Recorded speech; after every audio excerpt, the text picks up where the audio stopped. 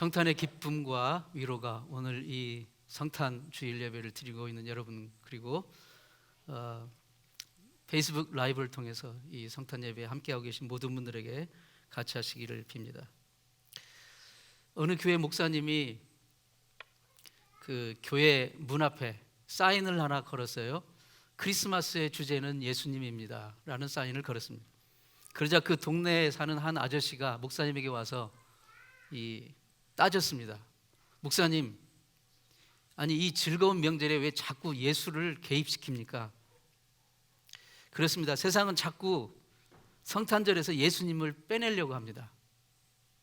그래서 이 메리 크리스마스라는 말이 우리 교인들 사이에서는 자연스러운 말이지만 세상 사람들은 이 그리스도가 들어갔다는 그것이 부담스러운 것 같아요. 그래서 메리 크리스마스 말보다는 해피 할러데이라는 말을 이렇게 많이 이렇게 바꿔서 쓰고 있는 것 같습니다. 성탄절에서 예수라는 개념 자체를 삭제시켜서 그냥 성탄절이 그냥 즐거운 세상 명절 중 하나로 여겨지도록 인식을 바꾸려는 그러한 풍조가 진행이 되고 있습니다. 우리가 크리스마스라는 말의 의미를 알아야 됩니다. 크리스마스라는 말은 아시겠지만은 좀 설명을 드리자면 두 단어입니다. 크라이스트와 마스, 두 단어가 합쳐진 말인데, 크라이스트는 예수 그리스도라는 말이고 마스는 예배하다라는 뜻입니다. 그러니까 이 캐톨릭에서 미사 드리잖아요. 예배를 미사라고 하지 않습니까? 그 미사, 마스, 이게 그 뜻이거든요. 그러니까 크리스마스는 세상의 구주로 오신 예수님을 예배합니다, 그런 뜻이에요. 크리스마스라는 말 자체가. 성탄은 하나님의 약속의 성취입니다.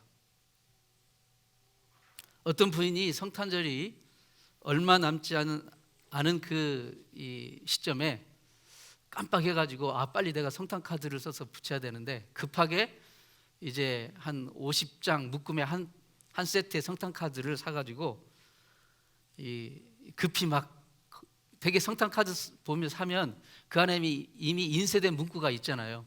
그러니까 자기 이름만 써가지고 이렇게 보냈는데 그 안에 그 카드에 인쇄된 문구를 보지도 않고 그냥 자기 이름만 사인해가지고 이제 50장 사가지고 한 40장을 빨리 보냈어요, 우선.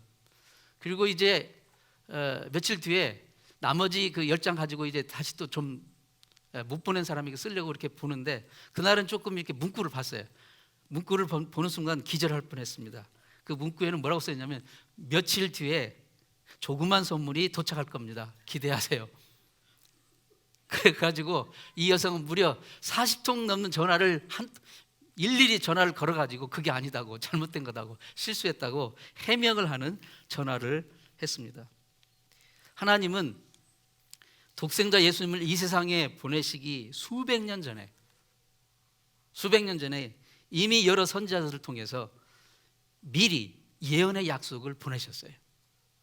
내 아들을 보내겠다, 장차 너희를 위한 세상의 구세주 메시아로 나의 독생자를 보내주겠다, 그 이름을 임마누엘이라 할 것이다, 그 메시아를 기다려라 라는 그 예고의 메시지를, 예언의 메시지를 선지자들을 통해서 보내주셨습니다.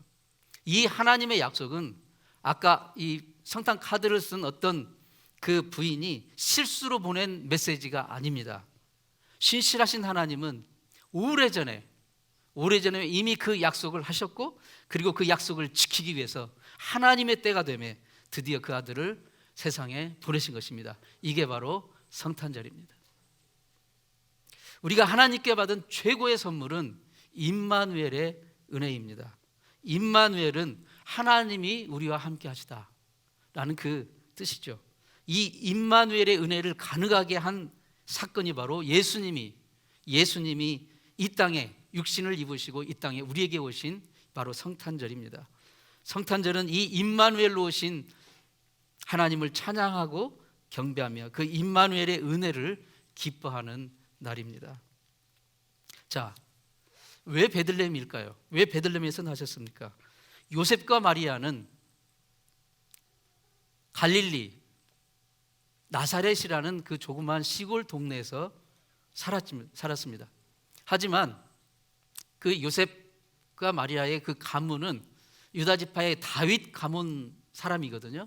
그러니까 이 다윗 가문의 그 원래의 고향, 이게 본관이라고 하지 않습니까? 그 본관은 베들레헴입니다.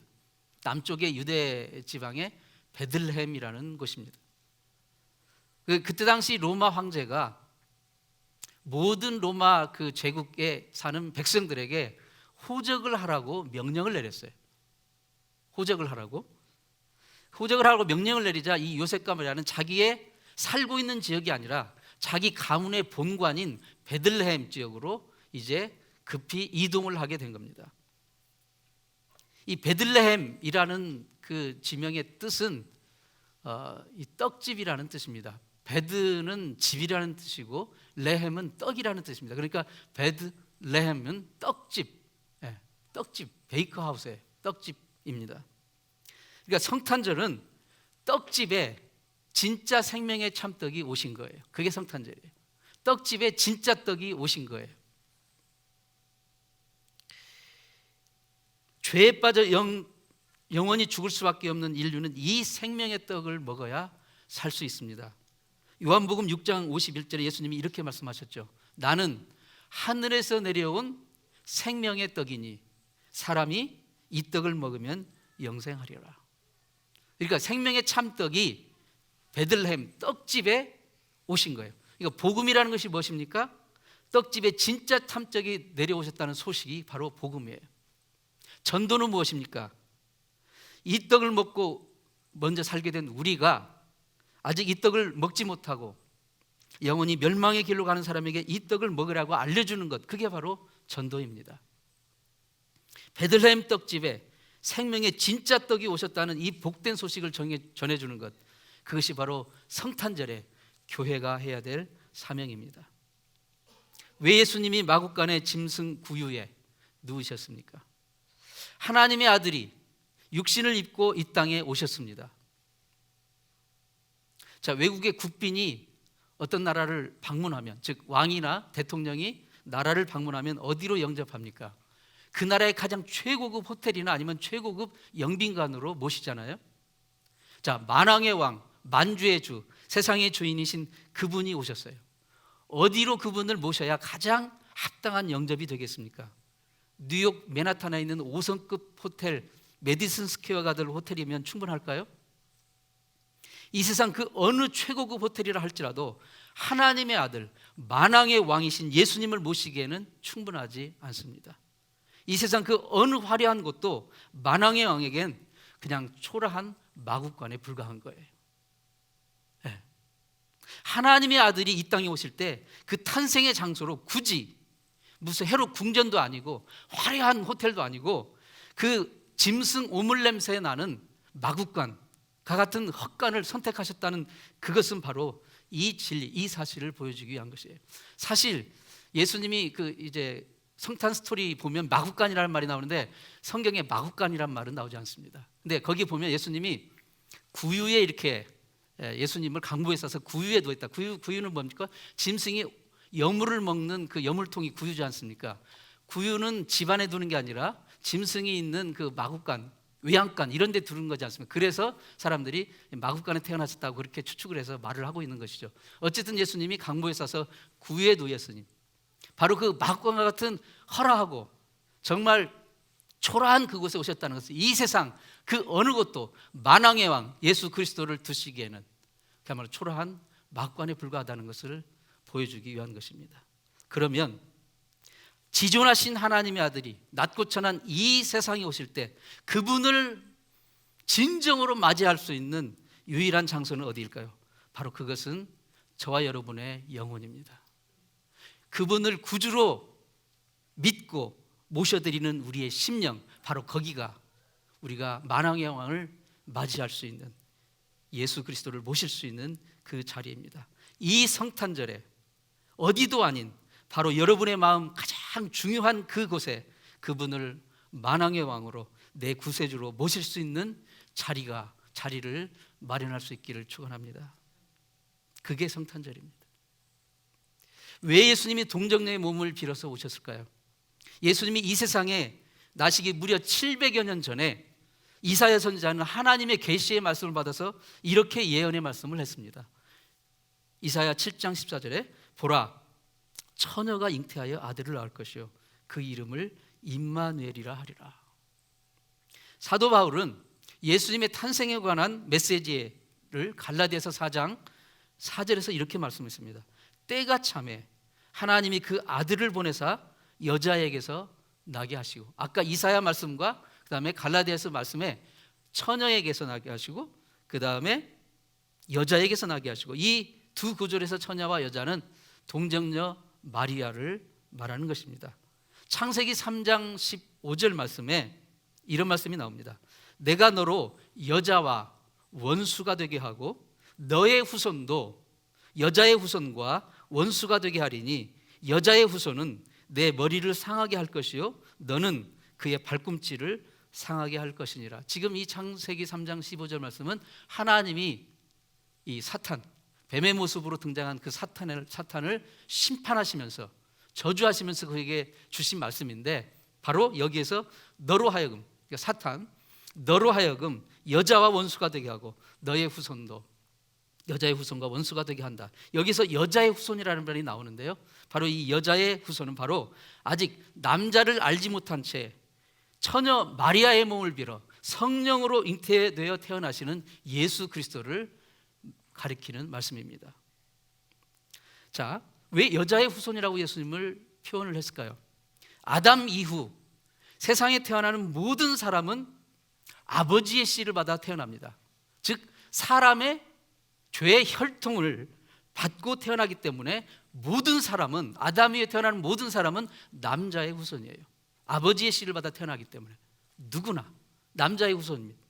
그러나 오직 예수 그리스도 그분만은 사람의 혈통과 무관하게 아버지의 씨를 받지 않고 성령에 잉태되어 사람의 형통과 무관하게 남자를 알지 못하는 처녀의 몸을 빌어 성령으로 잉태하신 분이기 때문에 그분만 오직 여자의 후손이라고 하는 거예요. 우리 모두는 남자의 후손이고 그분만 여자의 후손이라고 부르는 것입니다.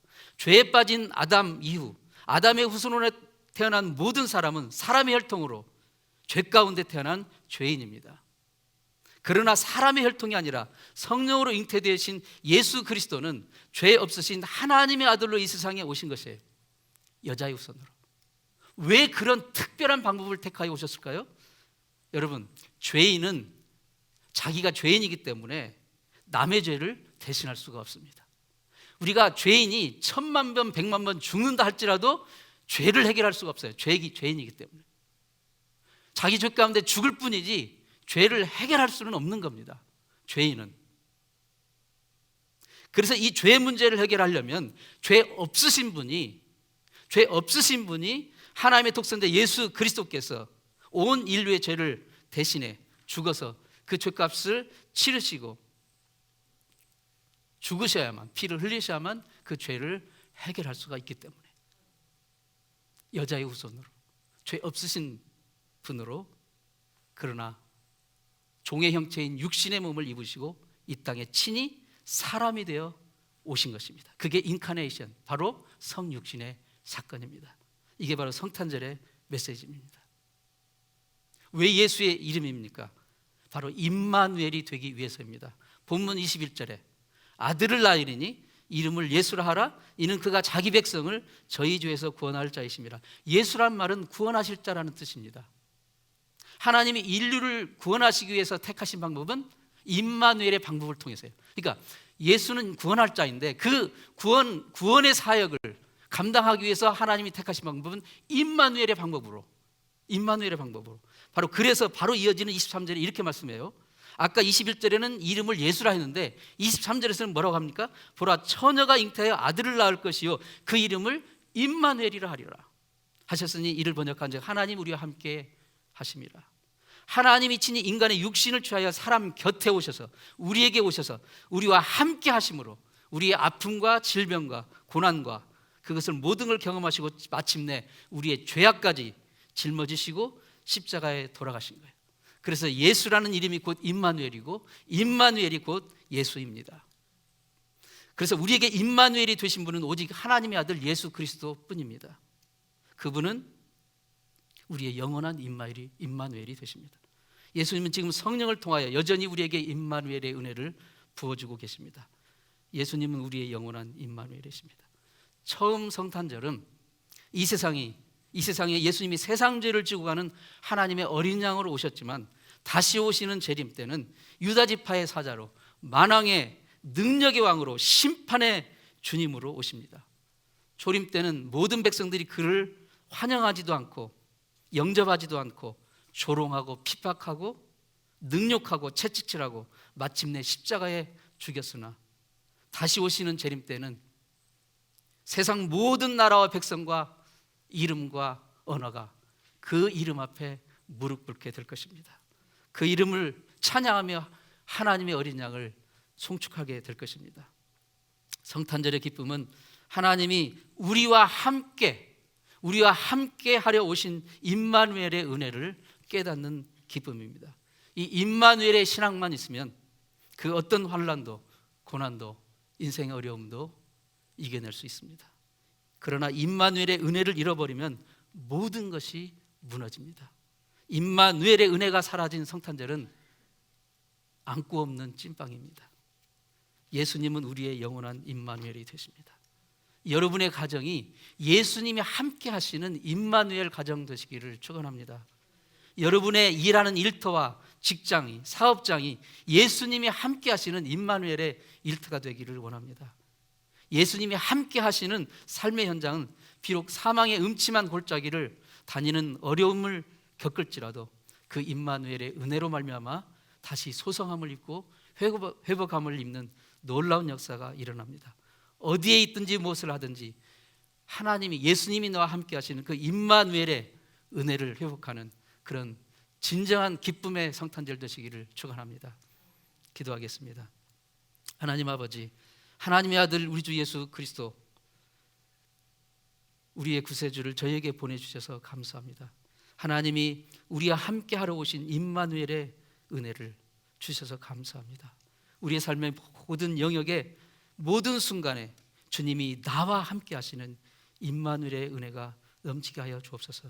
예수님의 이름으로 기도드리옵나이다. 아멘.